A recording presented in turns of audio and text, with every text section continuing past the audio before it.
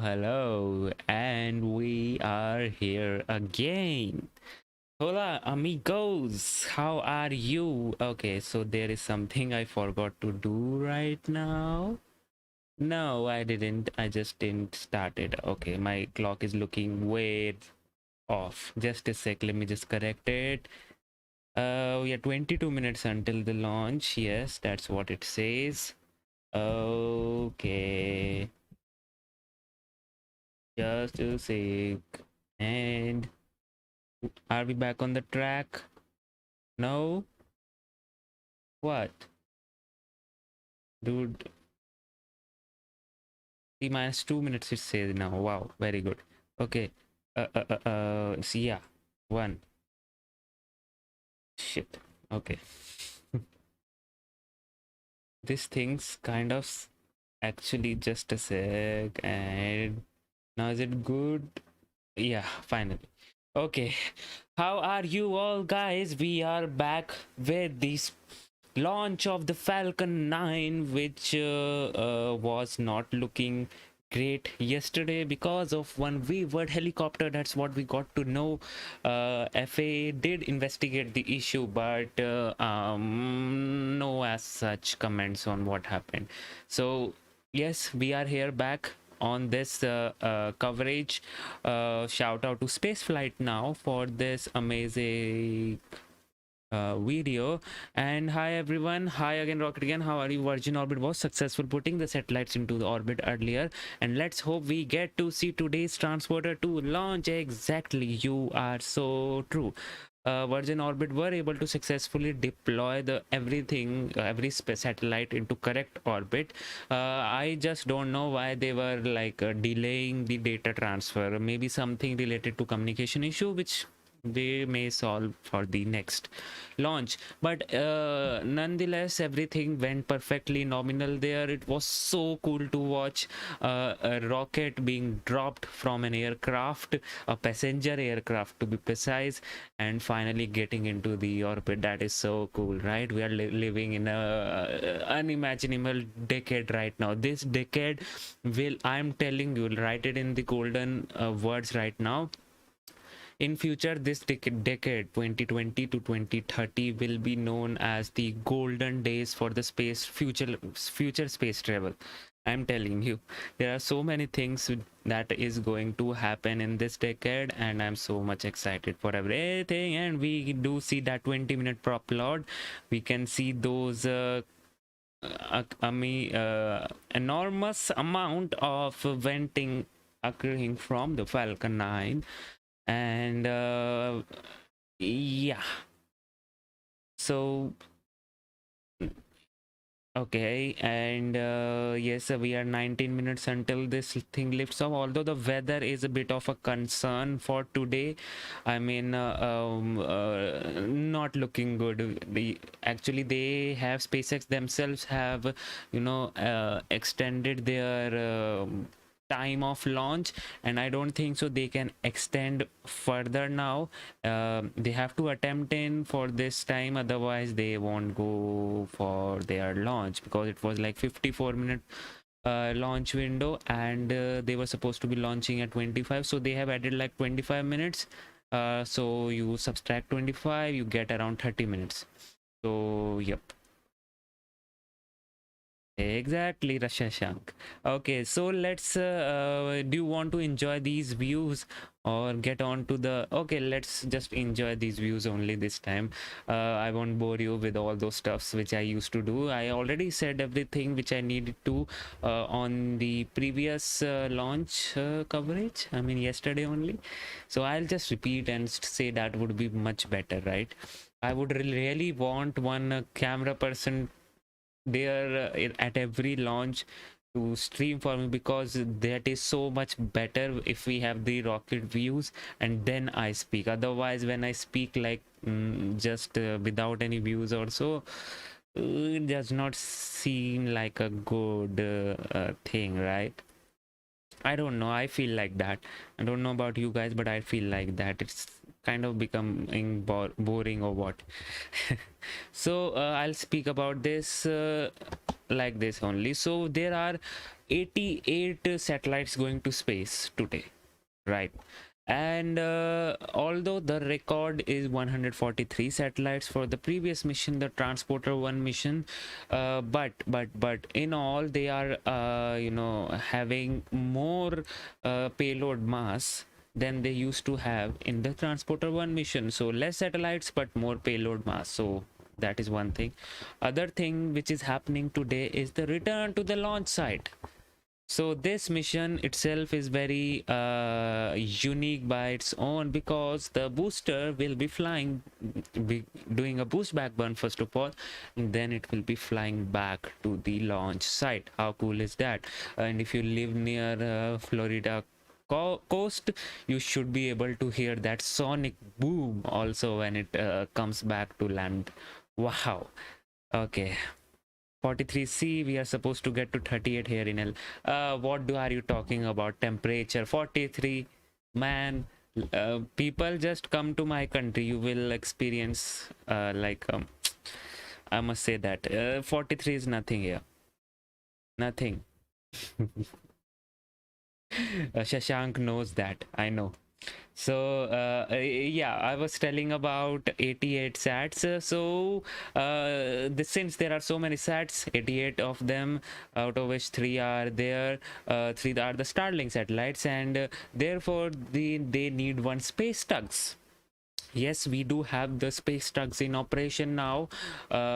We have like 4 space tugs going on in this mission, 2 from spaceflight company, 1 from D-Orbit, 1 from Exolaunch. Exolaunch will seriously has up their game by because they will be launching around 1 ton of payload on this thing. So they will be using Exopod, Carbonix, and their own Exopod. In Exopod they put in the satellite. That's a container in which they actually put in the satellite. That's a deployer. Then the Carbonix is a thing in which you can place all those containers in it. And then Exoport is nothing but where the Carbonix plus Exopod is placed, and that Exoport is then attached to the Falcon 9. So that's how it happens. Okay. And then we have the D-Orbit one, the space tug D-Orbit that has propulsion system in place. And then we have this Sherpa FX and Sherpa LTE, which will be launching today. Sherpa LTE has a ion propulsion. Sherpa FX does not have anything, just a simple space tug which can sustain the orbit for around 4 to 7 years. So yes, that's it is a separable means a deployer as well as a house for putting in experiments on it. So that is the thing. Thank you so much, John, for that $10 Canadian, just to help you with your personal space tug. I would definitely want one. see, there is one personal project which I have in my mind, and if God permits, we do get to means my channel specifically goes becomes, you know, like on 100k 200k subscribers, I'll definitely try to do that project, although that would may, you know, require some certain connections, but yeah, there is one project in my mind, but let's see how that goes. I won't reveal the details, but I would say that it's a space related. One thing will be going to space, and it is live stream related. It's okay. So that is the thing which I am telling you. That's it. Okay. T minus 13 minutes until the launch. Okay, let me just see whether we have the launch now, the stream now. Yeah, we do have the stream. We'll switch over to that just a bit.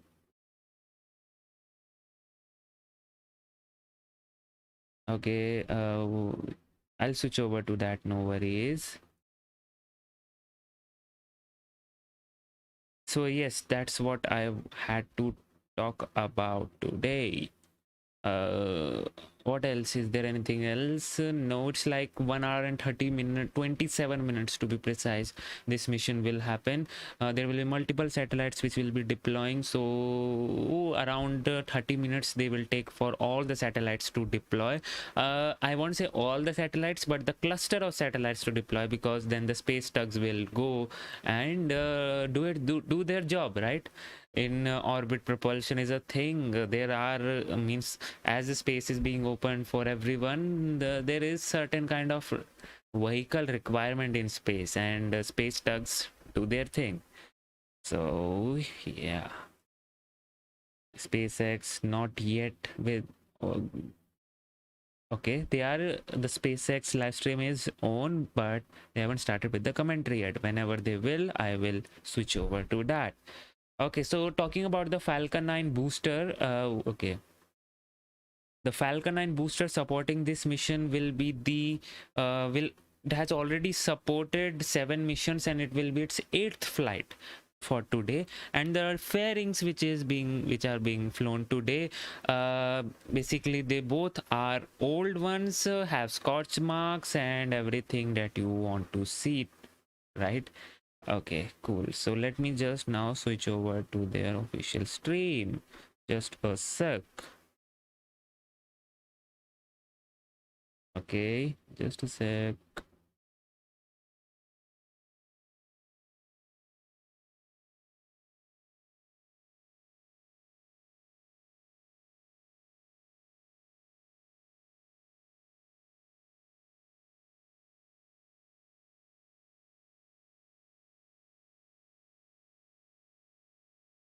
Weather.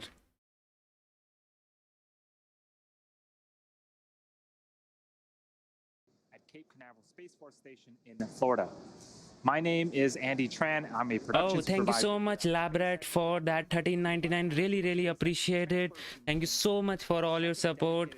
And I just don't have any words to say right now. Our 20th Okay, just listen in what he's saying. For those of you who joined us yesterday, you know that we got all the way down to T minus 11 seconds, but had to stand down from our launch attempt due to rotary aircraft entering the keep out zone.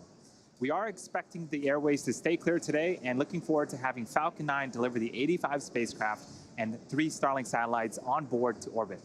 Now, this includes CubeSats, microsats, and orbital transfer vehicles, sometimes called space tugs, which will deploy their spacecraft after separating from Falcon 9.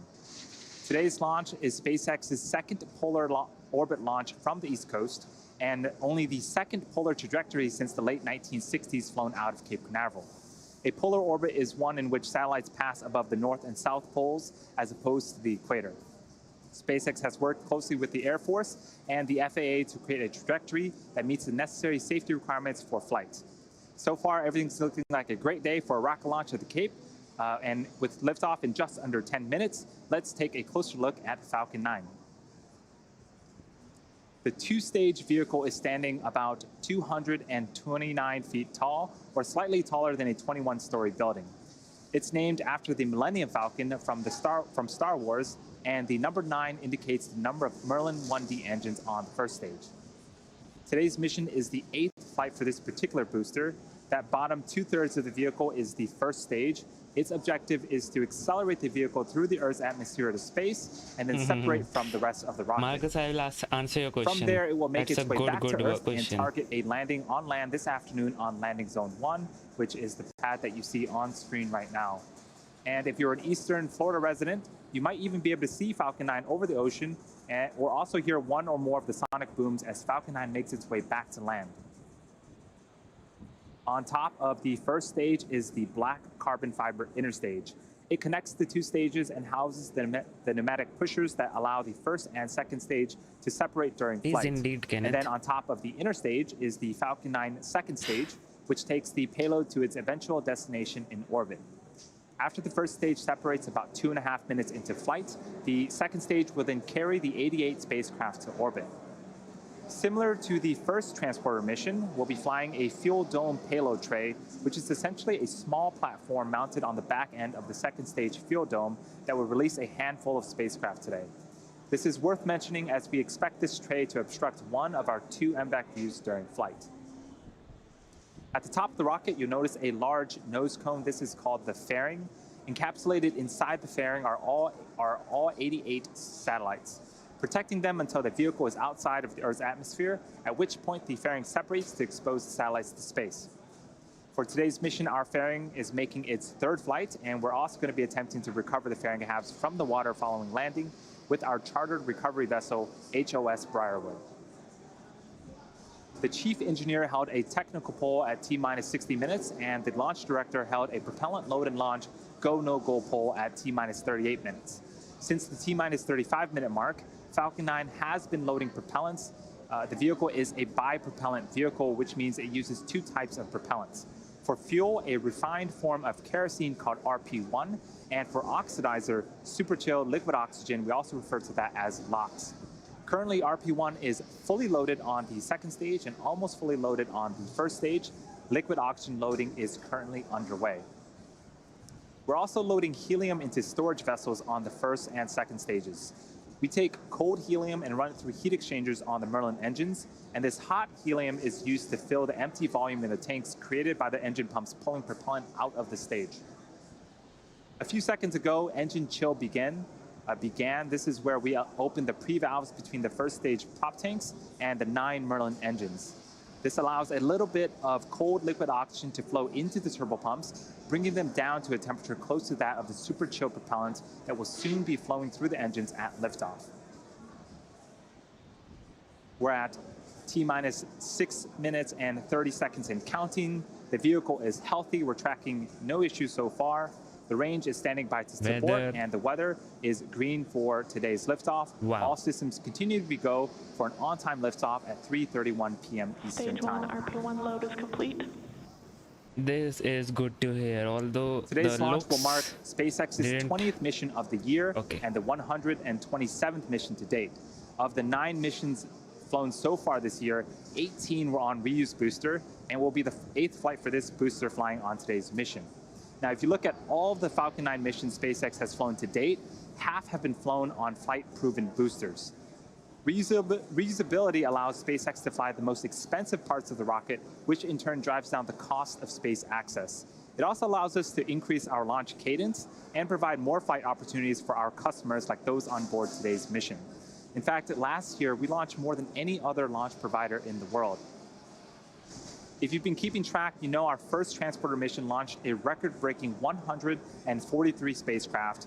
And while there are fewer customer spacecrafts on board today's compared to Transporter-1, we're actually launching more mass to orbit on this mission than the previous one.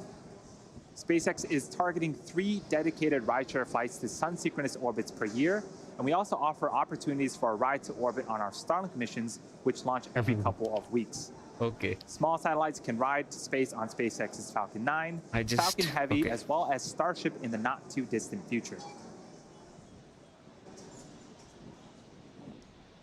We are under 5 minutes from liftoff. Falcon 9 is now moving into the final stages of the countdown. In a few moments here, the strongback will begin to open up its clamp arms. And once open, it will begin to retract away from the rocket to its pre-launch position, about 2 degrees away from the vehicle. And as Falcon 9 lifts off, hydraulic arms will continue to pull the strong back further away to provide clearance for liftoff. So there was the call out for the clamp arms to start opening up. They are situated right at the bottom of the fairing there.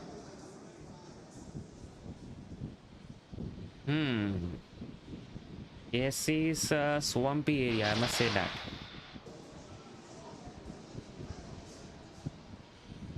The strongback is part of the transporter erector, also called the TE.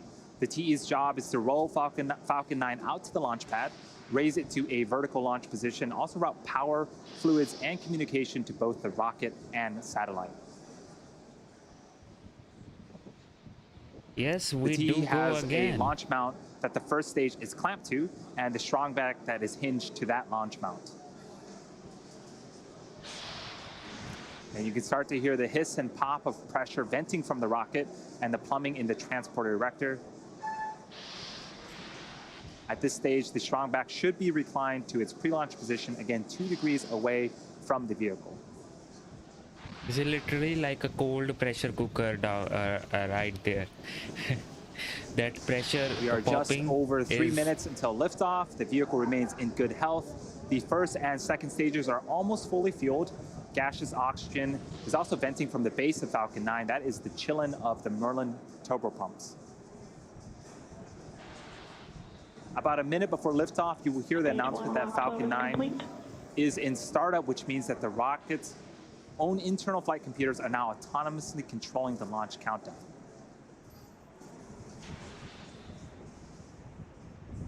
Yep, I was saying this itself is a very cold pressure cooker, because that pops, with this type of pops, is nothing but that pressure cooker whistling out the gas. As part of the Transporter-2 mission. Okay, we are T-minus 2 minutes and 20 seconds until the liftoff.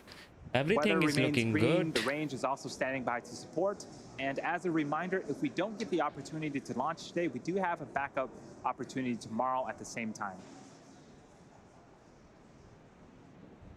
What is this rocket gonna do? This rocket will go to a polar orbit with 88 satellites in space, and this also has Stage 2 lock load is complete. 4 space tugs, which will And have there was the call many for second satellites. stage LOX loading complete. And that is the last of propellant loading.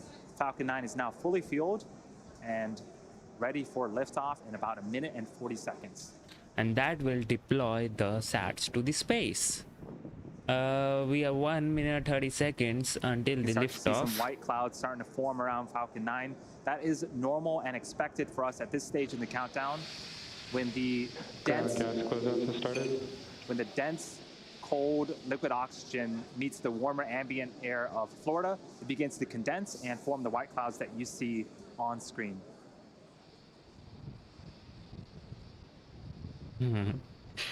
Man, this is happening. 1 minute remaining now. Let's hope no planes or helicopters come in now. Vehicle is Falcon is in startup. Startup. Falcon 9 is in startup. You can start to hear some of the cheers here in Hawthorne. The first and second stages are beginning to pressurize for launch. T-minus 40 seconds remaining.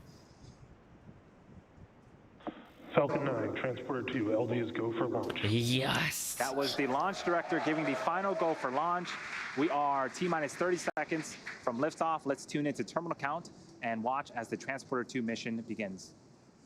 Okay, guys, here it is, the final moments until this beauty lifts off to the space. T-minus 17, 16, 15, 15 40, seconds. 30, 12, 11, 10. 10, 9, 8, 7, 6, 5, 4, 3, 2, 1, 0. Ignition and liftoff. liftoff. Whoa. Vehicles pitching downrange. Rockets go zoom zoom to the space. Wow. You can see the it has not started pitching yet. I mean, so now it has. How? No, no, no. First stage chamber pressure is nominal. You can actually see it's a vertical trajectory down this time. Not We are very. T plus 42 seconds into flight. Falcon 9 has cleared its tower, and we're currently throttling And now down they are pitching. in preparation for max Q. That should be coming up in about 20 seconds. Max Q is where the vehicle will experience the highest amount of aerodynamic pressures. Falcon 9 is supersonic.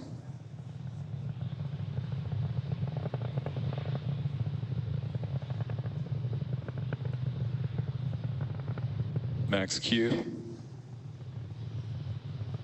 And you heard the call out. We've passed the period Max of maximum Q aerodynamic done. pressure. Falcon 9 is now headed south along the Florida coast. All is looking good with the first stage trajectory. We have 5 events coming up in quick succession in about a minute. The first is main engine cutoff, also known as MECO, followed by stage separation, where the 2 stages will separate from one another. The first stage will then perform a flip to head back towards Florida, and the MVAC engine on the second stage will perform second engine start 1 and ignite that MVAC engine. Then the first stage will also begin its first of 3 burns, the boost back burn. And this is a view from the top of Falcon 9 looking down towards the 9 Merlin engines at the bottom of the first stage. We are coming in, guys. We will be able to see that boost back burn. That would be so awesome. Just wait for it. Wait for it. And Miko, there you go. Stage separation. Stage separation confirmed. Yes. And come on, boost back, boost back. Can we see it here from here? Second engine start has already happened. Boost back, and yes, boost back has started. And there you saw on screen we had successful stage separation. The first stage started performing its flip maneuver. See the velocity, guys. See the first stage and velocity. The boost back burn should be ending in about 25 seconds. Literally see the velocity, guys. It just it will be cancelling all of its velocity. Only the vertical velocity will left. Otherwise, and it will be adding some more velocity to the horizontal side. So just look at this. Wow. And still going. Okay. Stage 1 boost back shut down. And we have shut down. And there was confirmation of a successful boost back burn. Again, that is the first of 3 burns for the first stage. Coming up next is fairing deploy in a few seconds here from the top of the second stage. Wow, see those RCS thrusters working in, and the Fairing separation confirmed. there you go. Wow. See those clusters in and space. the 2 fairing halves, and they have separated and fallen away from the vehicle, exposing the 88 spacecraft to the vacuum of space. As a reminder, the recovery vessel HOS Briarwood will be attempting to recover the fairing halves today from the water. So we are about T plus 4 minutes and 20 seconds into flight. We have a couple of views on screen. On the right-hand side is a view of our second stage Merlin vacuum engine, also known as the MVAC engine. It's currently in the first of 2 MVAC burns. This burn should last for until the T plus 8 minute and 24 second mark. About another 4 minutes left on this burn. And the next milestone will be for the first stage to perform its entry burn. That's what you're seeing on the left-hand side of your screen. Falcon 9 needs to execute an entry burn to slow itself down before hitting the dense parts of the atmosphere. And without this burn, relying on the atmosphere alone to slow Falcon 9 down would put unnecessary strain on the rocket. Vehicle is on a nominal trajectory. And yes, guys, this is a reminder. This is a For a return nominal trajectory. the Everything's looking great so far on the Transporter-2 mission. launch site mission. So you must be seeing the Cape being, coming in the view as it goes down to the launch You also notice some landing pad. honeycomb-like structures have deployed on the first stage on the left-hand side. Those are our 4 hypersonic Griffins positioned at the base of the inner stage. They help to orient the rocket during reentry by moving the center of pressure. There's also some plumes of gas coming out. This is cold nitrogen gas, which helps with attitude control. Both are essential to make sure that we have a nice targeted landing back on landing zone 1 later on in today's mission. And we can see it is coasting down now. The second burn, the entry burn, is coming up in about 30 seconds. Watch for that on the left-hand side. You can also see there's a speedometer of sorts on the bottom left-hand side. That tracks the speed of the first stage, and when we begin the entry burn, we'll start to reduce the speed, and shortly after the entry burn ends, we'll hit the denser parts of the atmosphere and also begin to further reduce our velocity as the first stage continues to make its way back towards Earth. And it is literally going down right now with the little or no horizontal velocity. Wow, man. Entry burn will start now, which will Stage reduce 2 FTS is saved. the Stage 1 velocity. entry burn start up. There you go. Yeah, finally There's it the did. Kala, and you can see on screen 3 Merlin engines have relit and are currently slowing down the first stage. This burn is expected to last for another 15 seconds or so. Rapidly decreasing the first stage Vehicle on a velocity. Nominal trajectory. Everything looking good. This is routine for SpaceX, but it is Stage 1 incredible entry burn feat. shut down. And now just wait for it to land on the landing And zone successful 1, completion 4 of our or 1. second I don't of 3 remember. burns. As I Okay. mentioned earlier, we are going to be attempting to recover the booster for an 8th time back on land at landing zone 1. The first Stage 1 stage FTS is saved. has 1 more burn left, the landing burn. It begins just before we touch down and provides the booster with a soft descent before we land. At the same time Falcon lands, we are expecting sequel 1 of our second stage. That's second engine cutoff. Here we shortly after that, have we'll be the entering a views coast of phase. the pad. And you can see the Whoa. Florida Transonic. coast and landing zone 1 are approaching on the left-hand side of the screen as this booster makes its attempt to land for an Landing burn 8th time. Whoa, whoa, no, This is a whoa. great shot of the first stage coming down with its landing burn. Stage 2 internal guidance. See this beauty, man. Oh. And there you are, the sonic boom.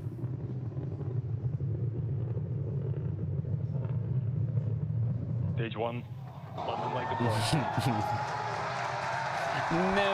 Never gets old. That was as smooth as I'd seen it. We had phenomenal shots all the way through the landing burn. You heard the sonic booms. This booster has landed for the 8th time. That is the 89th recovery of an orbital class rocket. Stage 1 nominal landing. Just wow. And what a way to start Nominal off the orbit insertion. Transporter-2 mission.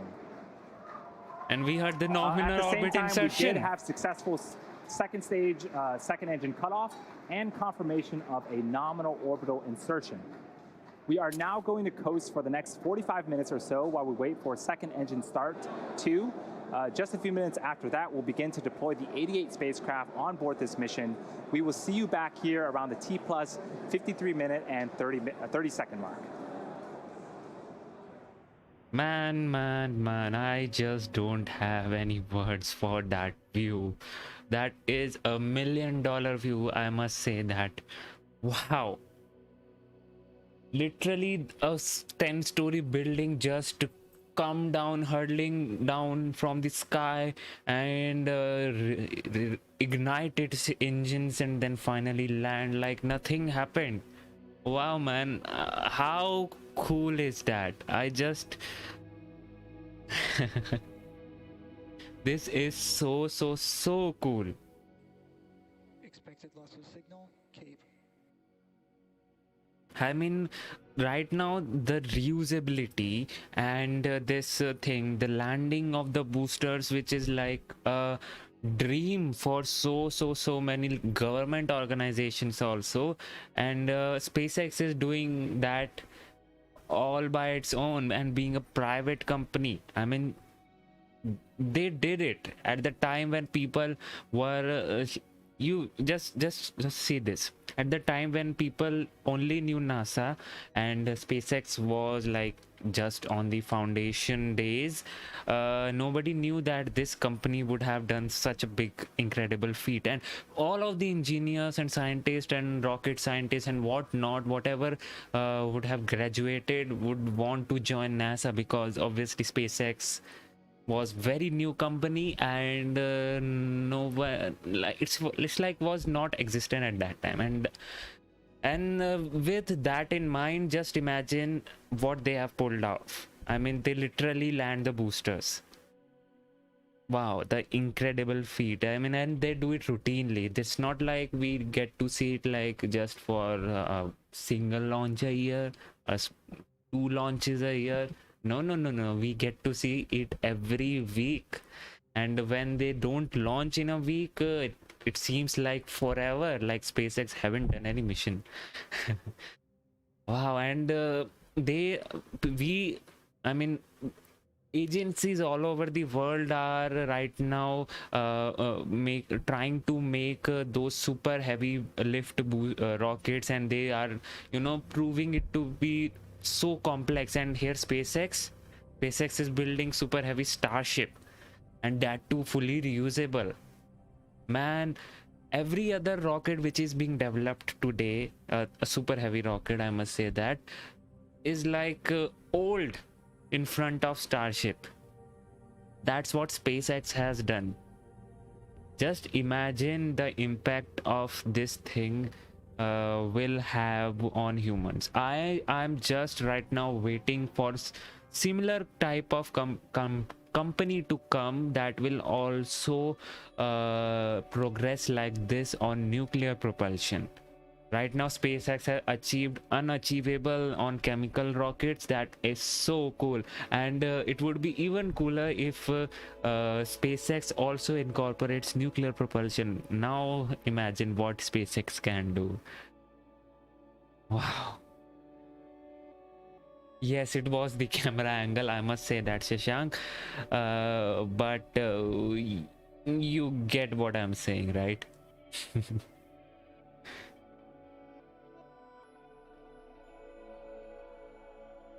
Replay that landing. You want me to do that? If you want, I could do that, but yes, just imagine there is like Long March 9 coming in from China. We have the SLS coming in from NASA, and Ariane 6 coming in from ESA, and other projects are also there, but nothing is fully reusable. That was super heavy, and their Starship is like super heavy vehicle, and then also being fully reusable. This is the ultimate vehicle which we can think of and design for building any type of colony in space, I must say that. But right now, only one thing which actually concerns me is that SpaceX is aiming for Mars, but right now, before going to Mars, Moon is very much necessary. So yes, you have developed interplanetary system for Mars. That is so cool to have, but first of all, Moon is the one.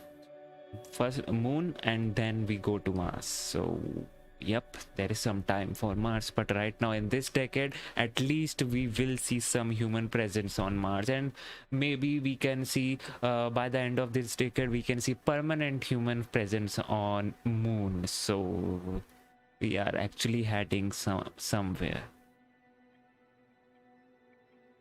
When is the next Starship being launched? Omkar, the Elon timeline was July. You know Elon timeline. They are like so ambitious from the actual date. But yes, they were aiming for the July launch. And right now they just put in the FAA approval for having Starlink communications also in the rocket for the orbital attempt. and they filed for the approval from 1st August, so it is not happening in July, that's we know. And in recent interview we heard from Elon Musk that he himself said that the orbital attempt of Starship is due in few months. So yes, and we won't see any hops or something like that before the orbital attempt is done.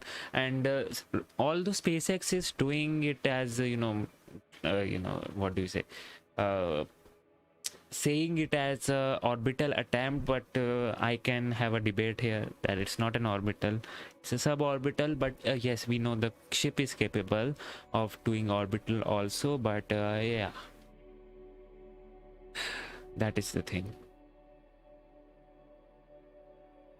Watching the launch of those over 60 satellites is going to be awesome, isn't it? Yep, deployment, exactly.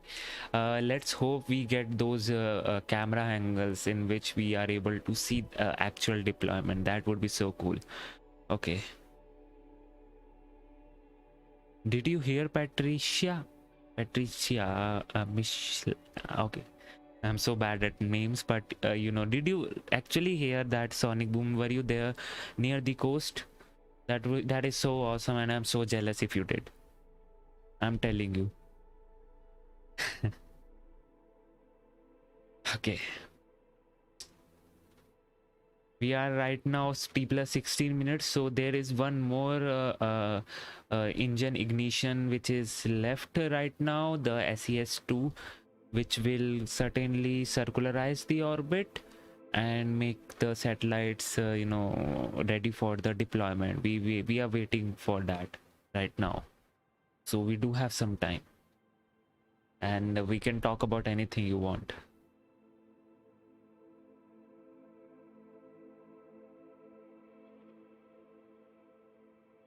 See, today was the day when we saw the liftoff of 2 rockets which were focused on deployment of small satellites, basically. Patricia, okay, Patricia. I don't know, Patricia, is it Patricia? I'm so bad at names, I must say that. But yes, I was saying that today we saw 2 launches dedicated to small sats on the one day only, and I don't remember as such any day where we had 2 launches. I do remember that we had many launches in a single day. That's not a big thing, but that's not a big thing nowadays because of SpaceX. But the dedicated small sat launches 2 in one day, nope, I don't remember we had anything like that. So it's a good day today, I must say that. Patricia, okay, cool.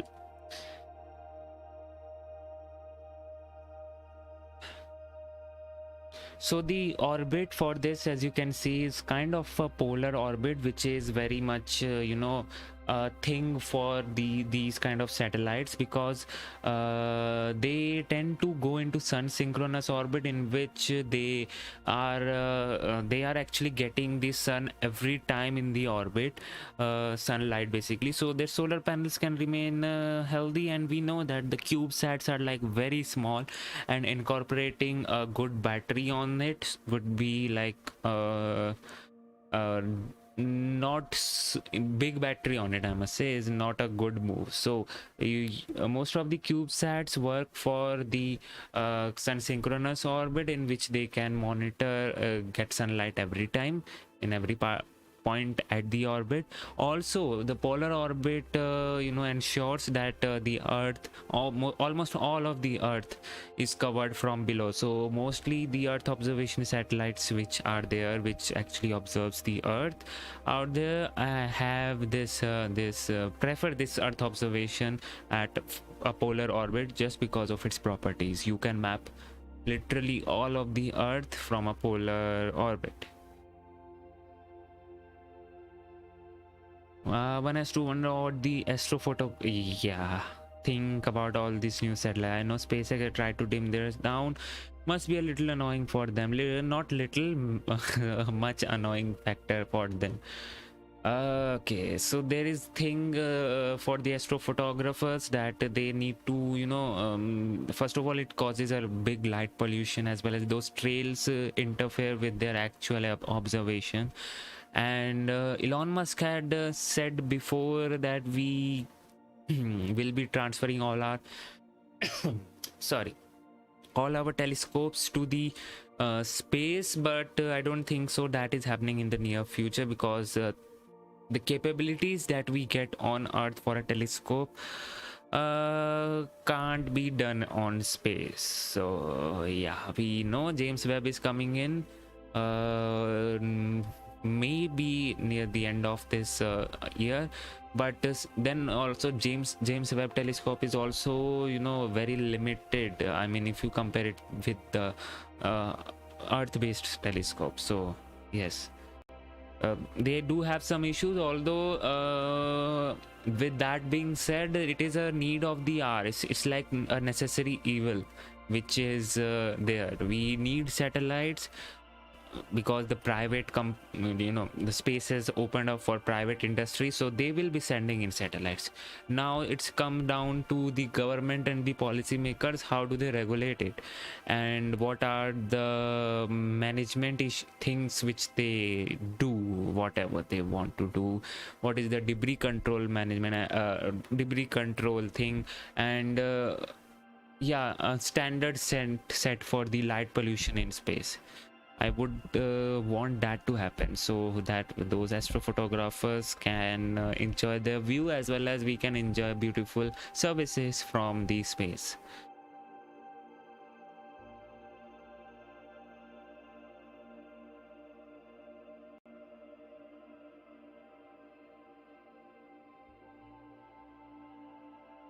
Is yeah, Hubble. Talking about Hubble, yes, it is still in trouble. Okay, so that rhymes weirdly, but yes, Hubble is still in trouble with its that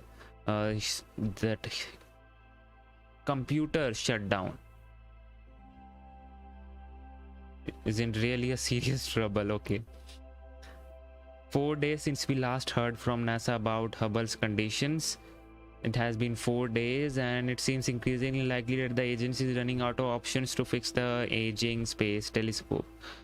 We may not hear about Hubble anytime soon either. During a meeting today, Paul Hertz, director of NASA's Astrophysics Division, reiterated that NASA will be very deliberate in their analysis of the computer glitch and won't be making any quick moves to correct the problem. On June 13, an issue with the payload computer forced the scientific instruments on board the space telescope into safe mode. Safe mode is nothing but a mode in which it can't operate, so it's like shutting down all the payloads. And then NASA scientists conducted tests on June 23 and 24 to see if they could fix the glitch and resume scientific operation, but even turning on the backup computer for the first time in space after being installed 12 years ago led to more problems. Both the primary and the backup payload computer are now experiencing the same error with their onboard memory, according to NASA. Wow. Scientists are now turning their attention to other pieces of Hubble's hardware, including its data formatter, tasks with that formatting and transmitting data, and the telescope's power regulator, which supplies specific and steady voltage to each part of the telescope. A power regulator ensures a steady constant voltage supply. The update reads, if the voltage is out of limits, it could cause the problems observed. Okay. This week, engineers will spend some time assessing the situation, and barring a fix, will attempt a switch to a backup data formatter and power regulator. Hubble has made huge contributors since 31 exploration going on since 31 years, and yeah, we are looking. See, we already have the James Webb coming up. Okay, although the capabilities of James Webb is higher than that of Hubble, but Hubble is Hubble, right? You want to have one extra observatory in space. So, and speaking, I just read out the whole article for you. Things are not looking great. Well, I must suggest they can just, push the power off button and then restart the computer. It's definitely will solve the issue. It does for every computer and mobile, right? Restarting is the ultimate solution. Go tell NASA, they just restart the computer and it should solve the issue. That's how tech support works, right? Okay, so yes, jokes apart, but things are not very much great there. I'm highly doubtful and we're getting any crew up to Hubble anytime soon. See, the problem with the crew up to that point is with the type of that command module which we need to repair it. Okay, I'll come back to it, but let's just talk about Hubble right now. So this Hubble space telescope had some problems, as they say. There was some computer glitch and it resulted in safe mode of all the instruments, and now they are not turning on. Safe mode is nothing but they are not reading any, the instruments are not working basically. So it's like a junk in space right now. So there is some one computer glitch, as they say. There is some problem, although if it is not fixable with the things which they are right now doing, and obviously since it's a computer glitch, they must have tried to do some software update, but that is also not working, which comes down to the fact that a computer glitch is there, but there must be some hardware problem associated with it. Okay, so they literally need to now replace that hardware so as to increase its life. It's been 31 years and that's that telescope still works. It's not like it doesn't. It is that most of the instruments are dead and now they can dispose it off. No, it's not like that. The telescope instruments does still work, and if there is some issue with the Hubble's computer, and that can be solved by just replacing any hardware, NASA will be very much deliberate to solve that issue. Now coming into the repair mission to the Hubble. So the thing with the Hubble is that it is at an orbit in which you need a command module which is orbit capable of that. First of all, rockets. First, do we have any rockets which can go to that higher altitude? Yes, we do have. The Atlas can do that. Atlas 5 can do that, and this obviously Falcon 9 can also do that. Okay, cool. Now, is that command module rated for longer mission stays in a higher orbit? Because when you go to a higher orbit, the magnetic shielding effects decreases, which means you are exposing yourself to more radiations. Now talking about radiations, is your orbit is going through those radiation belts, the Von Allen radiation belts? I actually don't know the Hubble. Let me just see what's the Hubble altitude. Just a sec. Hubble's orbit, 547 kilometers. We already have like 400 kilometers on ISS. 547 is not that high. The rockets are capable. Now talking about the command module may be capable by doing some sort of radiation shielding. They literally will need to custom made some of the command modules right now available in space. So talking about Crew Dragon, they will need to do some changes onto that if they are really looking forward to servicing it. Now talking about servicing, since if you remember the shuttle days, right? Shuttle, everybody is now remembering shuttle. Wow, that was a thing which should have existed till now. Yes, it's necessary. See, the thing with the shuttle missions to Hubble was they had this Canada arm with them, and they had this shuttle which can actually have, means the space, it has that space which can incorporate a robotic arm there, and that is very much necessary because somehow you want to latch on to the telescope, right? You don't want to float yourself, no matter how precise you are with your rendezvous. It will certainly cost and maybe have them apart or bring them closer, both the command module as well as the Hubble. So there's this problem which needs to be solved. First of all, this is a big problem. How will they latch on to the telescope so that it does not go away or it comes closer, because floating things tends to go like that. And would you use your thruster fuels to constantly control the the separation between those things? And how then can astronauts literally have those suits onto them in such a small command module? You have seen Crew Dragon, right? Can they literally have a space suit, EVA suit onto that? And can those astronauts wear EVA suits in the command module? That's a big question. So there are so many things right now going in. The closest thing would be a Dream Chaser with a disposable airlock module. Yes. While campaign UA, you are going in something somewhere. But would be far too much effort for Hubble. Dream Chaser with a disposable airlock module for similar human missions sounds like a viable idea. A fixing robot would be better. Canadarm would be necessary. Yes, you can't do it without a Canadarm. There's no space on the Dream Chaser for it.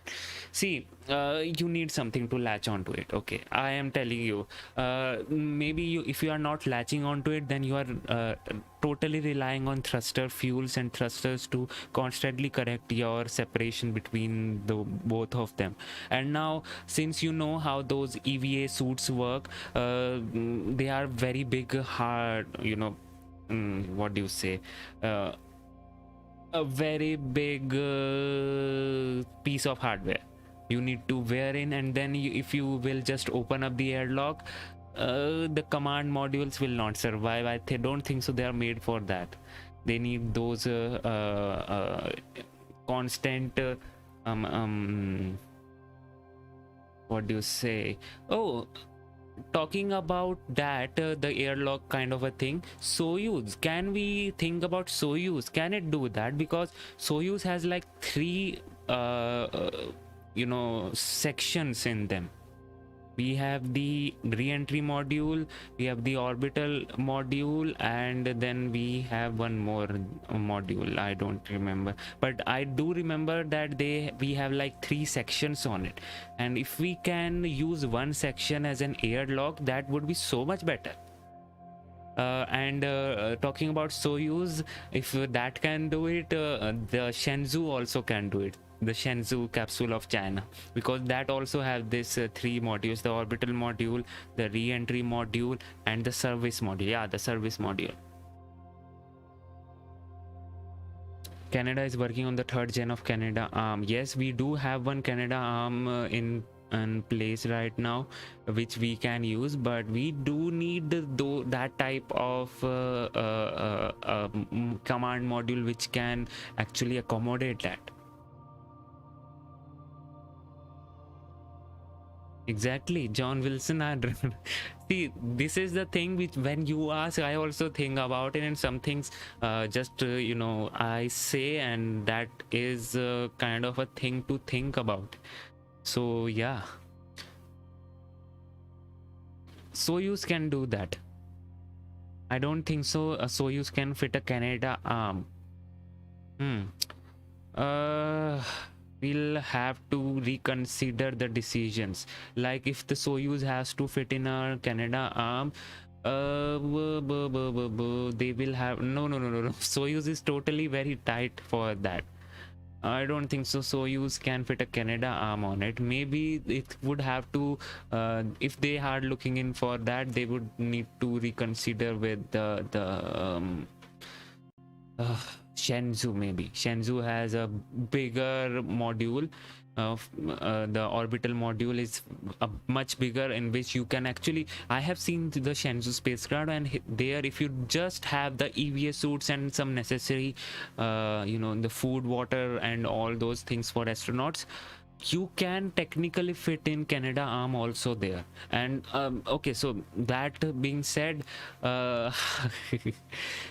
that's a robotic arm, okay, but robotic arm also needs to latch on to something. It's not like free flowing arm floating in space.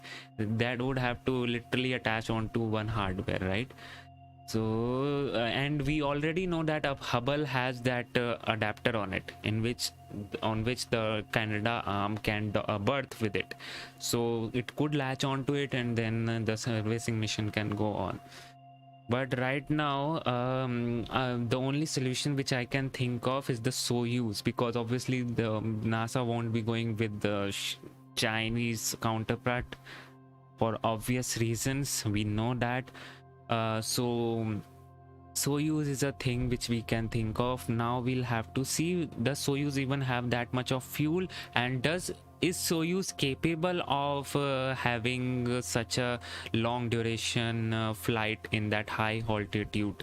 That is also one thing to think about. Because why am I considering Soyuz? Because one of the orbital module can work as a airlock there, right? So but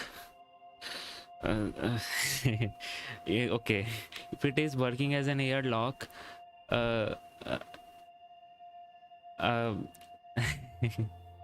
they will have to carry more air also. That will okay, I think that they can go with that. They can have some more air onto it, because they are not carrying any as such payloads as such. So yes, I think they can go on with that. But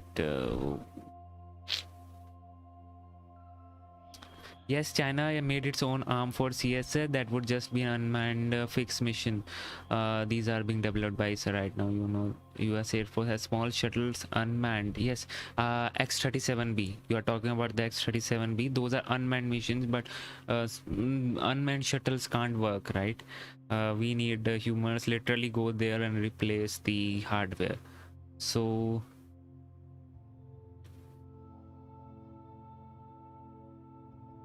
no, wildflower, it won't work like that. Maybe it can work. See, all the solutions which NASA will come up with will be seen as, how desperate they are to save the Hubble. If it is very much necessary to save it, and or what if no, not Orion can't do that, right?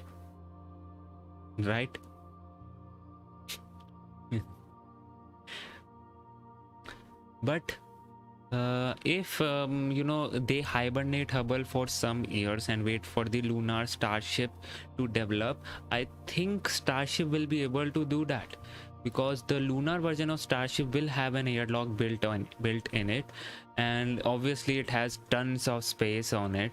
So Starship will be able to do that. But we are talking about distant future right now. If we have to fix it right now, the best possible solution is the Soyuz from my end. Soyuz, if it is, I don't know if it is even capable of achieving that high altitude.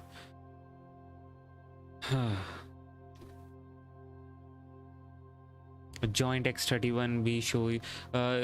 See, you don't even need an X-31B if you are sending an unmanned one. You can literally send a crew dragon, a cargo dragon there. I'm talking about it. You can literally send a cargo dragon there if you want to have that tools option right there. But yes, what if we go with cargo dragon and Soyuz? Because cargo dragon has this unpressurized cargo trunk, right, beneath it, where we saw the those solar panels were there. I don't know what is the size of this Canada arm, but luckily we are in the process of completion of Canada arm 3, and that will be installed on ISS. Cool. But is it able to will it like go on to the unpressurized section of the Cargo Dragon? Most likely it will. Most likely, I'm saying it, yes, it will, because first of all, it's not a thing which you need to go take inside the ISS and then take outside. It will be mostly be in those unpressurized sections. So yes, Cargo Dragon they will have to fit in no matter what. Yes, so yes, they will have to fit in the Canada arm into the Cargo Dragon no matter what. I am telling you, the unpressurized section, because right now the biggest unpressurized cargo section which goes in for the ISS is with the Cargo Dragon. So if they put in the Canada arm on the Cargo Dragon and then have like Soyuz go for the manned mission, that is a good solution, but it is a complex solution again. Now we are discussing just space, right? Okay, why is it complex? Now you have to maintain like deal with a 3-body problem. Now you were dealing with 2 bodies with a single spacecraft and a Hubble there. Now you will be dealing with 3 bodies out there, 3 bodies in close proximity. They will with the nothing to latch on, basically. So you Cargo Dragon, if it has this Canada arm, it can latch on. Cool. But the Soyuz will still be floating away or floating near, so it has to compensate with RCS burns.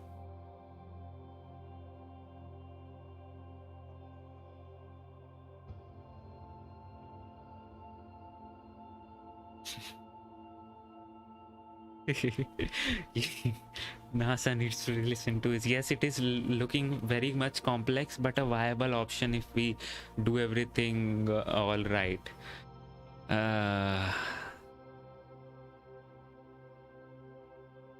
See, I don't think so. First of all, the Cargo Dragon, okay, if I propose the mission profile, it would be like this. First of all, Cargo Dragon will go there and oh no. No. First of all, humans need to go there, and then the Cargo Dragon, and basically both of them have to be launched simultaneously. I'm saying that because you literally require a person to make the Canada arm even accessible so that it can unfold. Basically, you need a person to unfold it and then latch on to the Hubble. So yes, you need 3 bodies, 3 spacecraft in close proximity at the same time. You need that. You can't go away with it. And because you would be needing the humans to do the unfolding work. Okay, now that's a problem. Otherwise, I was looking like, oh, we can send a Cargo Dragon there, and then the Canada arm can latch on to the Hubble Space Telescope, and then it will become a 2-body problem, because now it's not longer a floating away body. So, but no, a 3-body. We need an airlock version of Dragon. No. Maybe if we need an airlock version of, I don't think so. The Dragon would be like fully changing in for just one mission. I don't think so that is happening, and it's not like NASA's property, it's SpaceX property. And yes, if you give money to SpaceX, they would be doing anything you want, but I don't think so NASA will be spending so much of money to develop a airlock version of Dragon. The most viable solution is a Soyuz plus a Cargo Dragon with the Canada arm. But the problem is with how will you rendezvousing is okay, but how will you maintain that separation with all the spacecrafts? That is a big problem.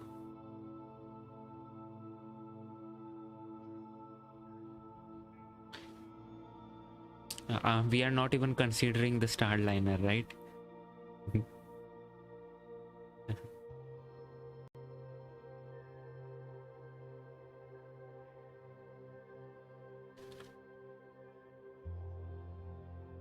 if we think about some very weird solutions, okay, I don't know, okay, there is some problem with unfolding, right? What if, hear me out, okay, what if we use Falcon 9 with an extended version of the fairing, because they have that, and then put in the Canada arm with all the power module and everything. So you need to design that, okay, you need to work on that thing. But what if we just put in Canada arms in unfolded condition, or maybe folded condition, but it can, in that condition in which it can unfold by itself, and then the Falcon 9 can simply just launch the payload. You don't need to even separate it. Once you can just launch the Canada arm, rendezvous with it, and then latch onto it by just roboting it from the ground. That would solve some problems out there, right?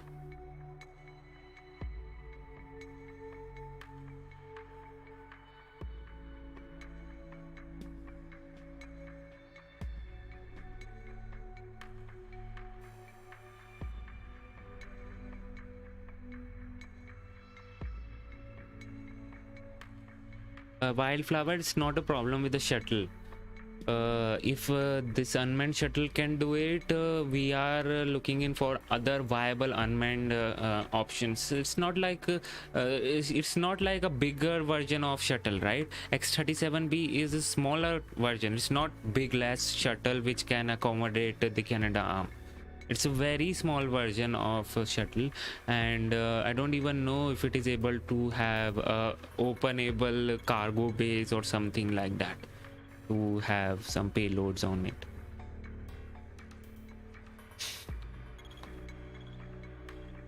The deployment is soon. Yes, plus 53 minutes we will be having the SES one. So yeah. Yes, a good discussion out here. It is happening. I myself is enjoying this discussion right now. But someone actually asked Tori Bruno, that what if there is a repair mission scheduled, and if Atlas can deliver it to the Hubble. So he answered that it's not very high up in the altitude, so Atlas can very much handle it, but we will have to talk with NASA. He said NASA would be very much capable and qualified to answer this type of question, because he knows there are certain other issues which needs to be solved rather than a rocket issue. Rocket is not a problem, we do have those rockets there, but do we have a proper command module which can handle that? And do we even have I'm just thinking of Soyuz right now. Soyuz, because it has 3 sections in it, and one of those sections can very well work as an airlock.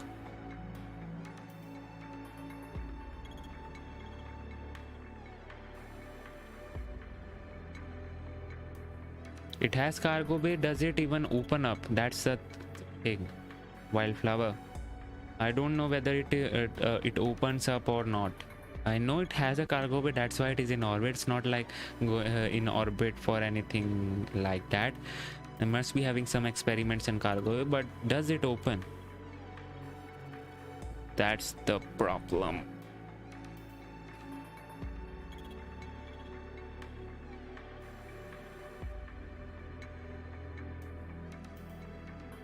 Okay, so talking about this type of rendezvous and capture, there is something being already tested and developed by the Lockheed Martin by their MEV-1 mission and MEV-2 missions, in which they literally rendezvoused with the satellite, latched onto it, and then they increased the life of the satellites by being as a propulsion unit. So can that technology be extended to latching onto the Hubble space for, just those reasons that we don't want to go separated? Does Hubble even have a propulsion unit which can be latched onto it? because Lockheed Martin has already developed one satellite and has demonstrated that rendezvous capability. They literally what they do is they literally rendezvous with the satellite. That's not a big problem. Okay, rendezvous can happen. Okay, just a sec. Rendezvous can happen, but the problem is with the how will they latch on to it. So they did something. They kind of inserted some kind of structure into the engine bell, and then they latched on to the satellite for extending its mission. Something similar could be done for Hubble also, because Lockheed, as we know, Lockheed is very much famous for all these kind of things, right? And Lockheed already demonstrated this capability. So maybe unmanned bay, Cygnus is operated by Lockheed, right? What if Cygnus docks with it? Then you don't even need a Canada arm. But if you don't need a Canada arm, then why are you even no, why see, we need Canada arm to attach the spacecraft which has humans as to the Hubble. And if that Canada arm is coming in the cargo bay of the cargo dragon or whatever, that is of no use, because yes, obviously, so that is not a solution here. SES2 time is coming up. Why are we even discussing it? See, this is what happens in space discussions. We tend to think about something and then, oh yeah, this does not happen, does not make sense. So yeah, but solutions are there. Soyuz is what we are thinking of right now, and we don't need a Canada arm if we can just rendezvous with it. But if I don't think so. Lockheed will be collaborating with Roscosmos and sharing their rendezvous and latching on to the satellite capability with them. I don't think so that is happening.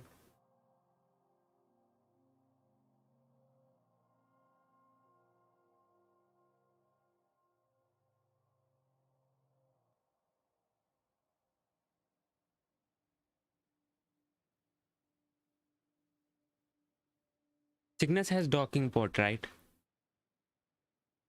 So what if we design a system in which that could work, right? But that raises some other complications also. But hear me out.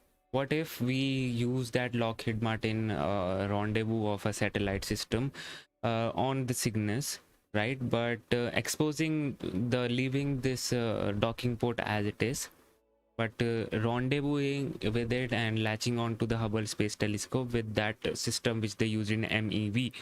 So that will expose their docking port as such, and now the Soyuz can just dock with it.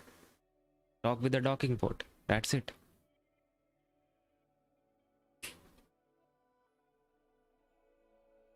But this type of, we are imagining it like this, but this type of docking is, I don't think so, is recommendable because of the mass and moment of inertia issues. Falcon 9 lifted off at 3:31 p.m. So Eastern now hear Time them from out. Cape Canaveral Space Force Station and had successful stage separation. We landed our first stage on landing zone 1 and successfully completed our first second stage burn. We are waiting to relight our MVAC engine on the second stage for a second and final burn. It's going to be a quick burn lasting about 2 seconds, and that should be coming up in about 15 seconds.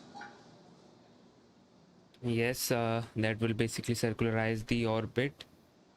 And then we will hear in all the okay, let's just stop that Hubble discussion for now. We will MVAC engine chill underway. continue that on the Discord, right? Just put in your ideas on the Discord and we will chat on to that and brainstorm this thing. But right now, just enjoy this Transporter-2 mission which will, and we have the SES2. We need to be confirmed. We need confirmation on that, but I think it is looking good out there. Nominal orbit insertion. There you go, a nominal orbit insertion. So we did have successful second engine start for the second time and successful second engine cutoff, and you just heard the call for a nominal orbital insertion. So the second stage is going to coast for a few minutes before we start to deploy our satellites.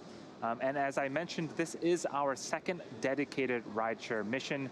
Our goal with these rideshare flights is to provide small satellite operators with competitive pricing, increased flight opportunities, and flexibility. These dedicated rideshare flights to sun-synchronous orbits will occur about 3 times a year, providing regular access to orbit. In addition, we also offer opportunities for ride to orbit on our Starlink missions, which launch every couple of weeks. We've launched 4 Starlink missions that include rideshare spacecrafts as well, and we're hoping to launch much more in the future. So yes, why So not, coming Lewis up in Smith? about 2 minutes, we are expecting the start of the deployment sequence. There will be 31 deployments for 88 spacecraft, which will occur over a 30-minute period of time. This includes CubeSats, microsats, and orbital transfer vehicles, sometimes called space tugs, which will deploy their spacecraft after separating from Falcon 9, and also 3 Starlink satellites. Many of these deployments will be grouped within seconds of each other, while others may be a minute or more apart. This is a look at the order of deployments between now and the final deployment around the T+1 hour and 27-minute mark. You should hear the call out from our mission operators as each deployment happens. And to keep in mind, most of these deployments include multiple satellites.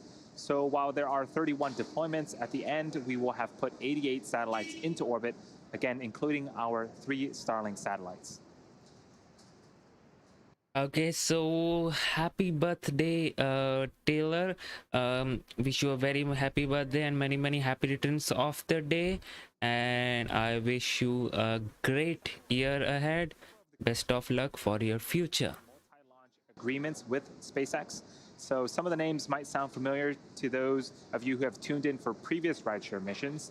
It's also worth noting that we will lose access to ground station coverage for a short period during the 30-minute window, 30-minute deployment sequence.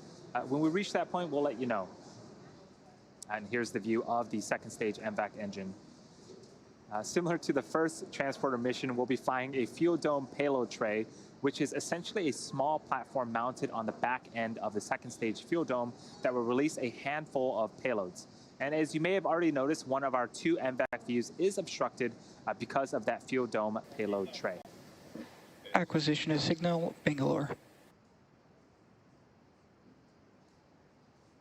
So we are expecting the first batch of deployments to begin in a few seconds here.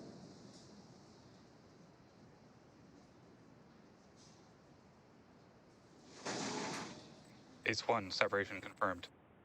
And we have the separation of the first spacecraft, the Pace 1. We didn't see it, right? NewSat 19, separation confirmed. Okay, you now just hear all the separations happening. Do Turksats do what First the name ISI suggests? satellite, separation confirmed. Yep. There is one, the tugs basically have the cluster of satellites on it, and then the tugs have this, responsibility of deploying them one by one in a particular orbit or a particular orientation as they want. So yeah, that's it. Thank you so much for everything. Oh, it's not a problem, Chris Smith. I can do that for you, right? You have done so much. So yeah. Tropics Pathfinder, separation confirmed. Domes 2, separation confirmed.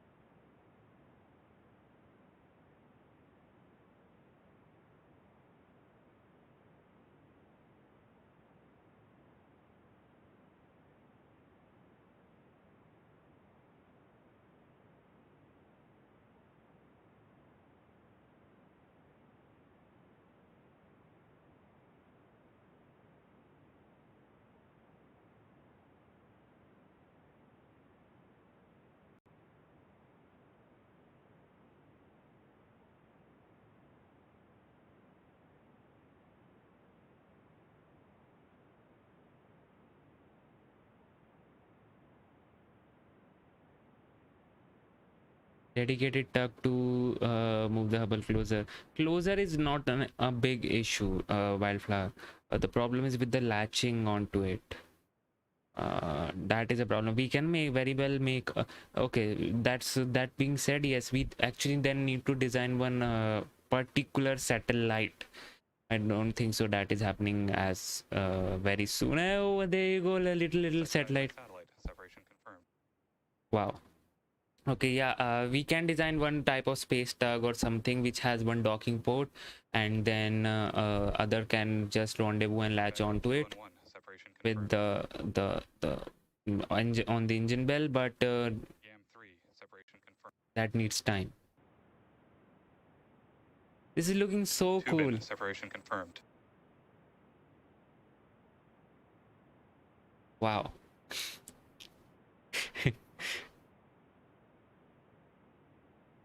Umbrasar separation confirmed.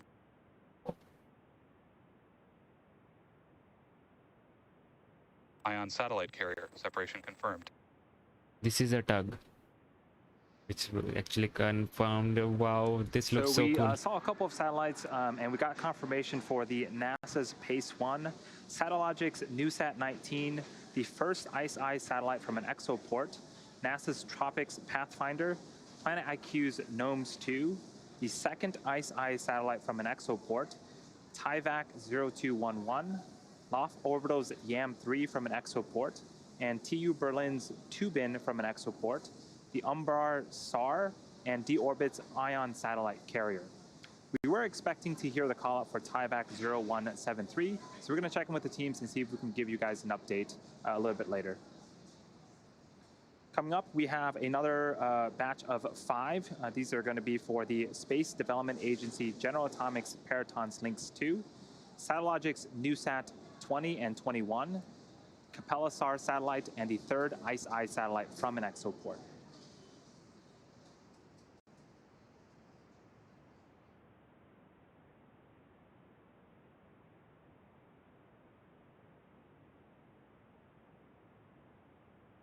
Lynx 2 separation confirmed. Cubes out there, little cubes, exactly. Just hear out and enjoy the views of separation right now.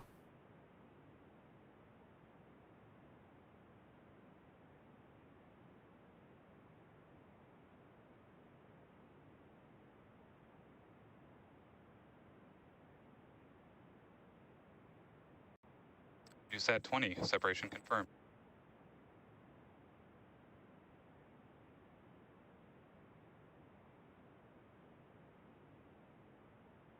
NewSat 21 separation confirmed.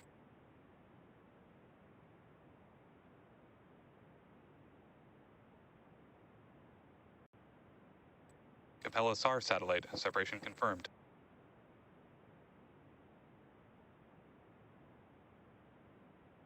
Third ICE-I satellite separation confirmed. Yes, they are amazing.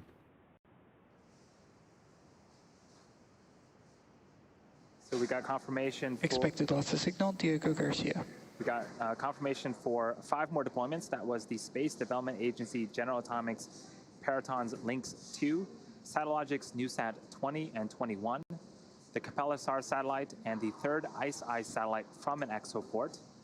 For those that are wondering, exoport is an adapter, special adapter built by our ExoLaunch customer. We are about halfway through the 31 total deployments on today's mission. And coming up, we have 2 more deployments. These are going to be for the Space Development Agency General Atomics Lynx 1, as well as the DARPA Space Development Agency Air Force Research Laboratories Mandrake 2 cable.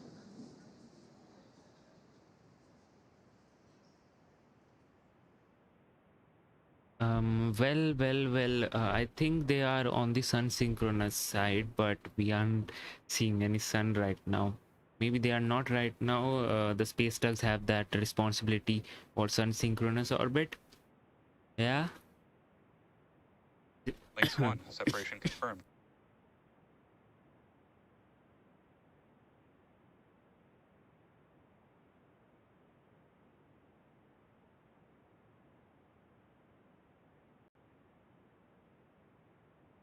Mandrake 2 able. Separation confirmed. This looks so good, man. We got confirmation for Space Development Agency General Atomics Paraton's Lynx 1 deployment, as well as the DARPA Space Development Agency Air Force Research Laboratories Mandrake 2 able. And coming up in less than a minute, we are expecting the next deployment. It's going to be the 4th ICE-I satellite from an exoport.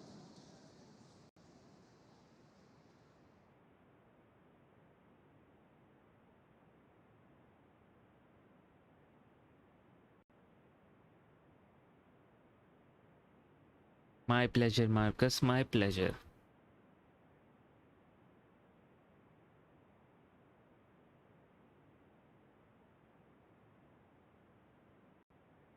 Okay, waiting in. This will continue till T+1 hour and 27 minutes, so we do have some time left. 4th ICE-I satellite. Separation confirmed.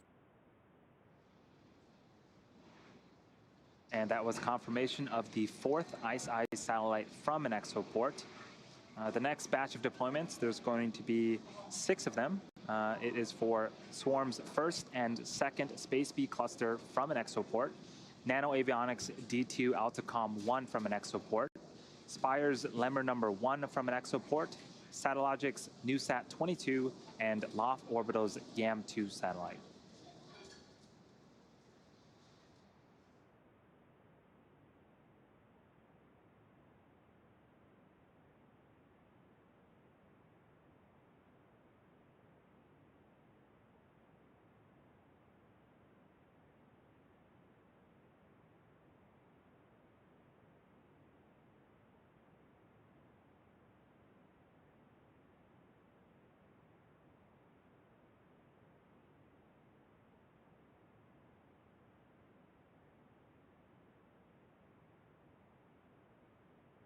So there is one satellite, the tieback 0173, and that did not separate, but SpaceX is looking onto it to First make Space B that cluster. Separation confirmed. happen.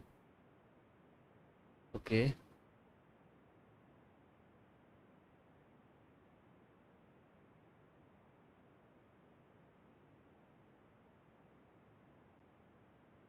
Second Space B cluster. Separation confirmed.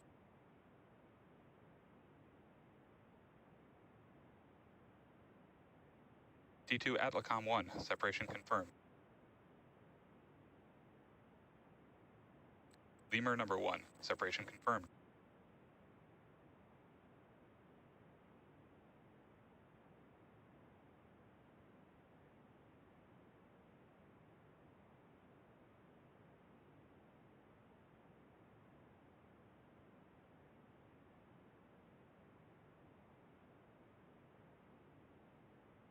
NewSat 22. Separation confirmed.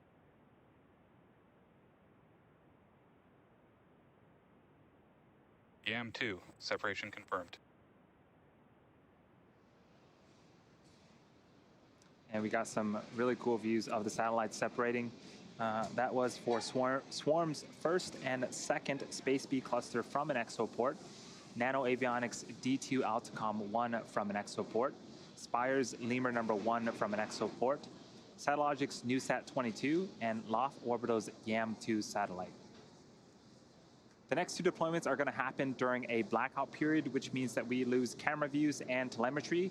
While we wait to regain access to ground station coverage in a few minutes, sit back and follow along with our animation that shows you where we're at in the mission. We'll see you back here at the T+1 hour and 15-minute mark.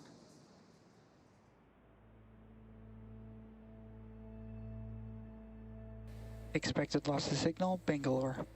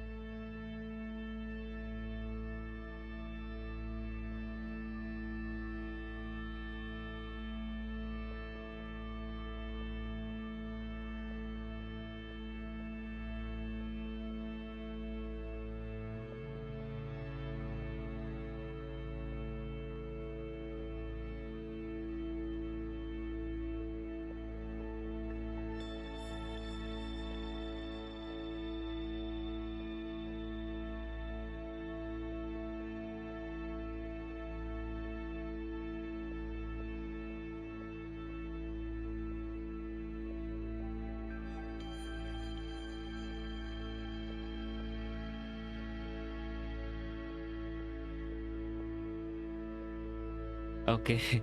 Would a pound of butter melt in space because of that sunshine?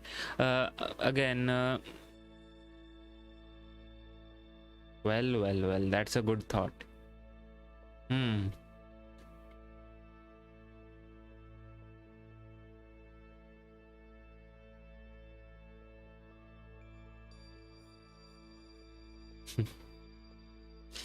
It's a food for thought.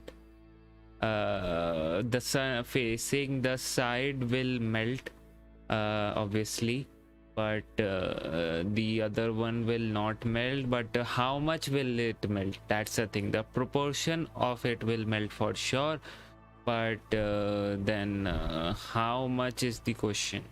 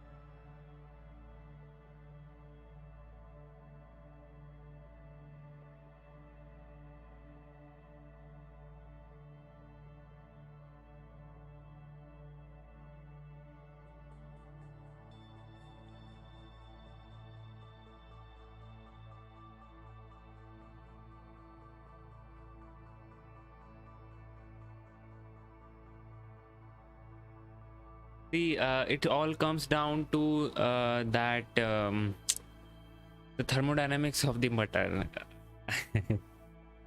Why butter? What if see, this is a thing for a very good thing and a very good simulation that we can do for a tidally locked planet, which you just, the problem which you just proposed is for a tidally locked planet. If the earth is tidally locked with the sun, and that would happen because that is the most stable state. The moon is already tidally locked with earth, which simply means that the moon's rotation is synced with the planet rotation. Okay, so which means that there is only one side of the moon which is always facing the earth, the other side never faces the earth. That's how the things work there.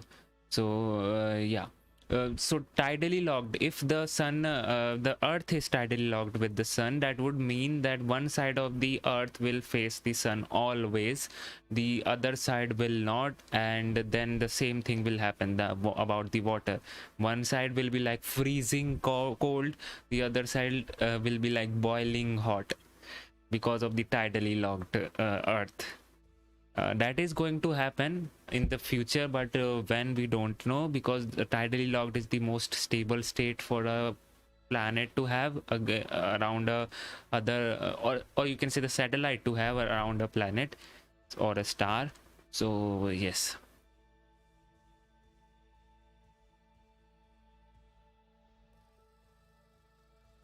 No, it won't pose the same threat, campaign.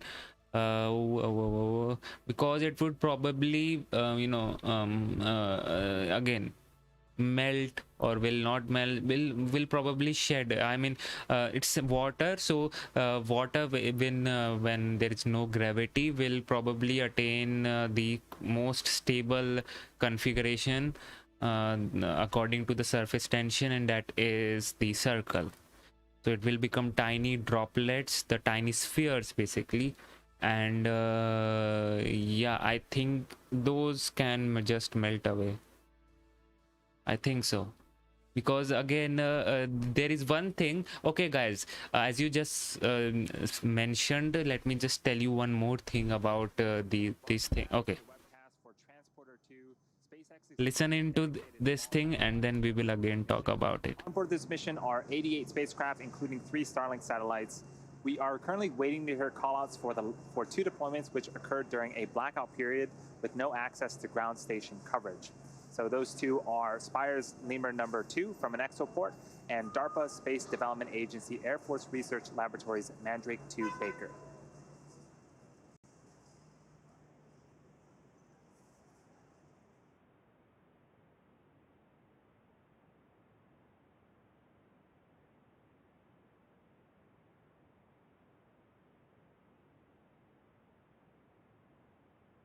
See, it is not John Wilson. It is not like minus 200 and plus 200 because Lemur there number is 2 and Mandrake 2 Baker separations confirmed. one thing Acquisition called of signals, Svalbard. albedo or planet shine. And there was the confirmation for Spire's Lemur number 2 from an exoport, the DARPA Space Development Agency Air Force Research Laboratories Mandrake 2 Baker satellites. Coming up, the next two deployments will happen a few minutes from now. Those will be for Spaceflight Incorporated's Sherpa FX2 and the LTE-1 satellites. And we're going to leave you with a short animation and sit back and follow along, and we'll see you back here once we hear those callouts. Cool. So yeah, I was telling about this new thing called, it's not a new thing but a new concept for you all.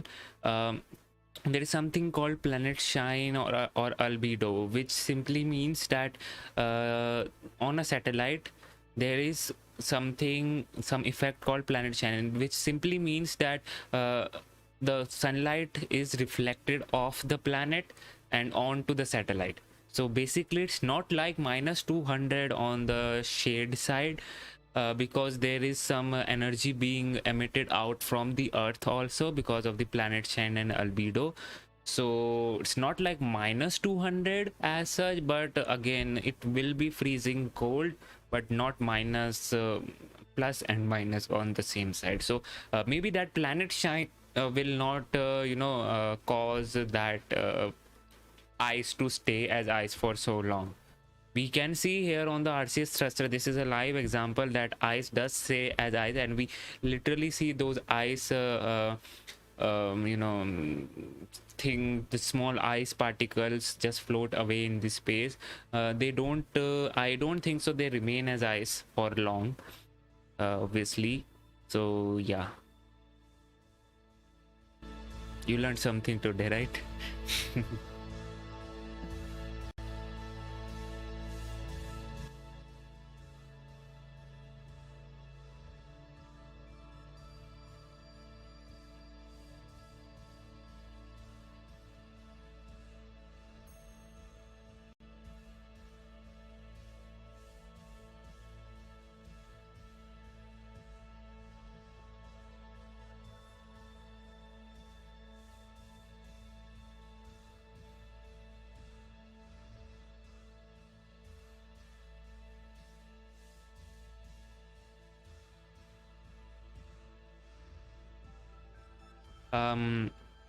Well, sometimes just simple problems is simple question proves to be a very tough one. But yes, John Wilson, I'll get back to you with a proper answer maybe in the next stream. Let's see.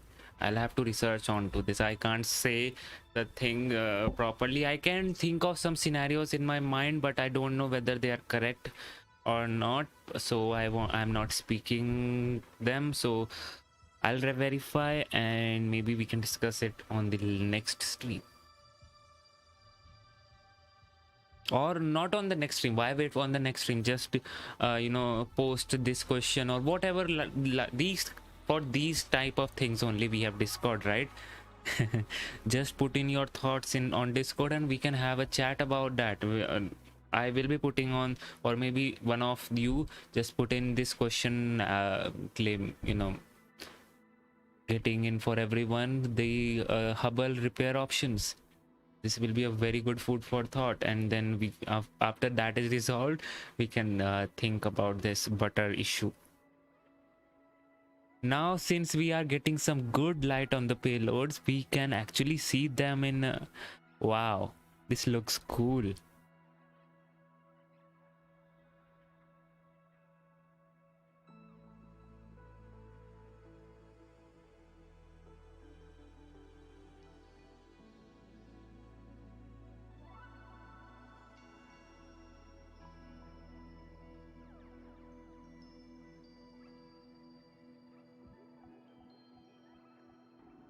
acquisition of signal, Thule. Welcome back once again to the webcast for Transporter-2, SpaceX's second dedicated SmallSat Rideshare Program mission. We have two deployments coming up. These are going to be the last two for our rideshare customers. They are for Spaceflight Incorporated's Sherpa FX2 and Sherpa LTE-1. And that should be coming up in about 20 seconds.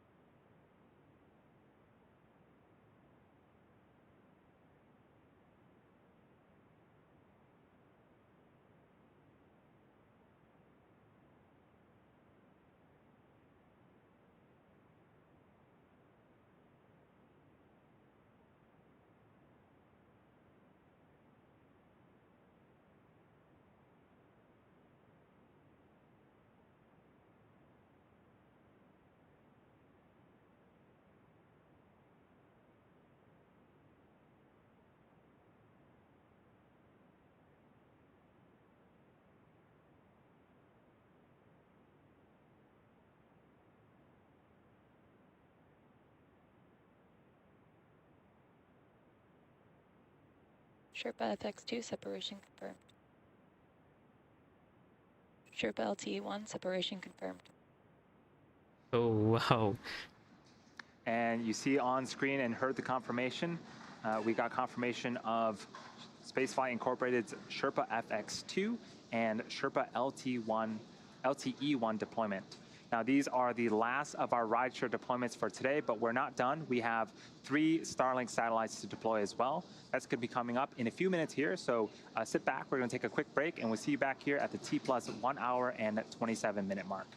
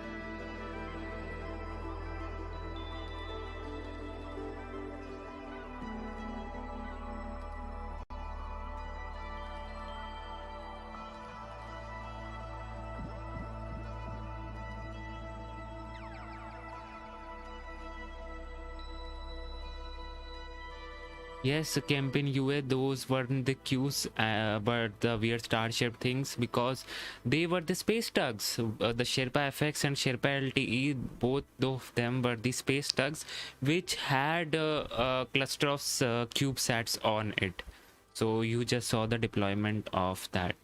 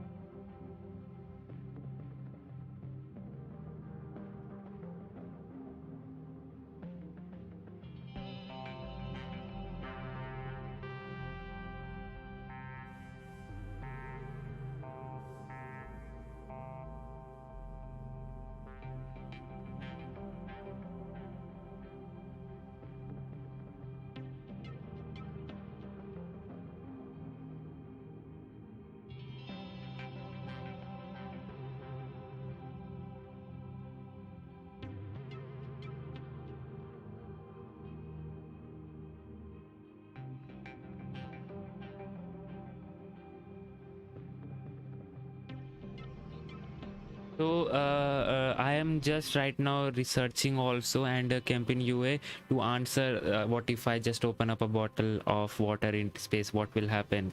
So first of all, space is like vacuum, right? And we know that when we decrease the pressure, the water boils again.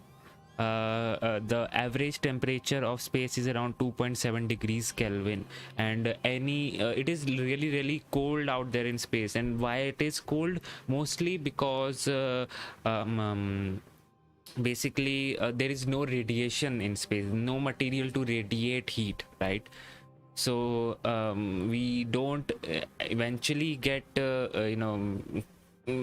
have that type of heat. Whatever heat comes in from the sun.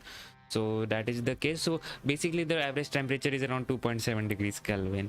Okay, so it is cold and it is in space, which means the pressure is like too low for it to sustain a liquid state. It will certainly boil. When you decrease the pressure, the water boils. So what does happen in space when with the water of bottle? To the webcast for SpaceX's Transporter-2 mission.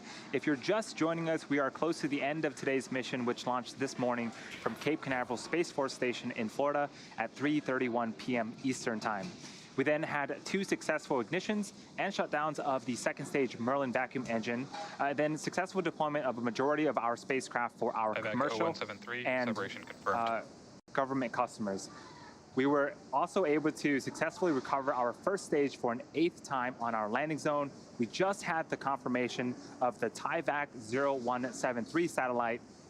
So all payloads so far have been confirmed for deployment, and we have 3 Starlink satellites to go, and we are expecting confirmation of that deployment here shortly.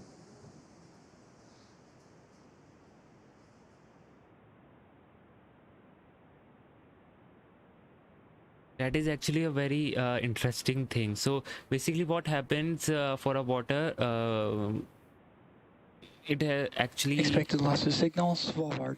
Both of them happens. It freezes also and it boils also. So first of all it boils off, the water boils off, and then it freezes off rapidly into a fine mist of particles. So yes, that's what happens with water.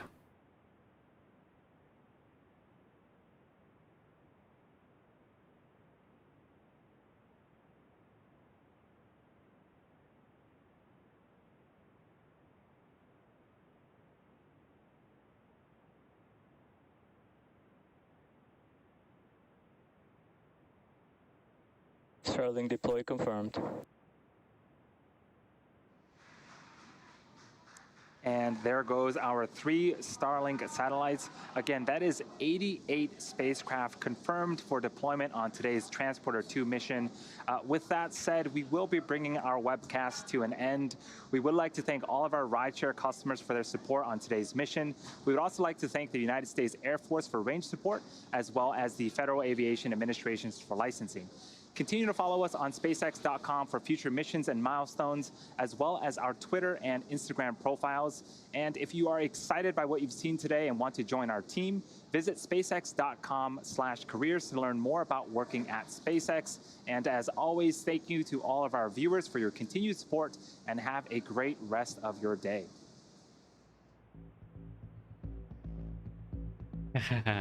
Yes, you should have seen the waste dumps for sparkly pool. Yeah, it is a good problem, and NASA have actually conducted the experiment also regarding the water. So guys, this is it. SpaceX, as always, did a bullseye landing, did a fantabulous liftoff, the bullseye landing, and then a successful mission in the end. What else do we want, right? So this is what SpaceX is, and this is what they do. They make the impossible possible, and with every mission they do that. So you just saw everything, and The liftoff was very successful and very very beautiful, and the landing, oh my god, it was such a beauty to be seen in with the naked eyes in front of it, in real, in person. That is a thing which you want to see, right? So imagine that being seen in person, the Falcon heavy boosters landing on the east coast, and you can actually see that in person. That is the moment or what you should be living for, right? Okay, so with that being said, I can now go and wish me luck for tomorrow's exam, and whatever discussions we had, I know all of them are incomplete, so let's continue on Discord. If you don't have my Discord link, okay, so there is some Discord link is not there. Or is it? Yeah, there we have it. A Discord link is there in the chat box only.